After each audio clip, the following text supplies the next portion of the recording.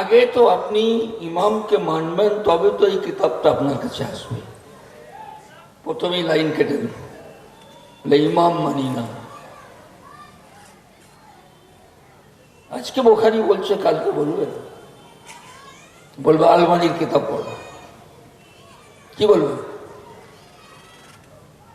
বলবে ও সব সব সব জয়ীব টয়ীব সব ও বাদ দিয়ে আপনাকে নিয়ে এসে দাঁড়াও করা হবে আলবানির কাছে। আলবানির কাছে নিয়ে এসে দাঁড়াও, মানে সাহাবা ছাড়ো, তাবেঈন ছাড়ো, তাবেঈন ছাড়ো। ইমাম বুখারী যে বলেছে মালিক ছাড়ো, ইমাম বুখারী যে বলেছে আহমদ ছাড়ো। কাকে মানো?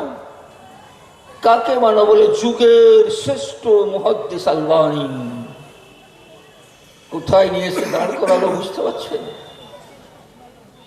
ইমানের জায়গা থেকে সরিয়ে নিয়ে এসে বেঈমানির জায়গাতে আপনাকে দাঁড় করিয়ে দিল। কথাই কথা বলবো আলবানী রাহমাহুল্লাহ এটা বলেছে, আলবানী রাহমাহুল্লাহ এটা বলেছে, আর ইমাম আবু হানিফা বললেই কাজ চলছে।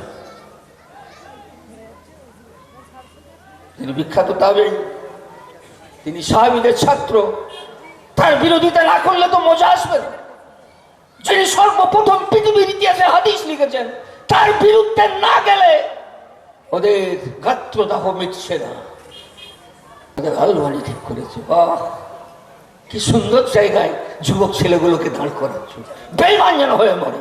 আলবানীর উপরে ঈমান রেখে কালেমায়ে আলবানী পড়তে পড়তে যদি মরে, সেই ধান্দা তোমরা করছো।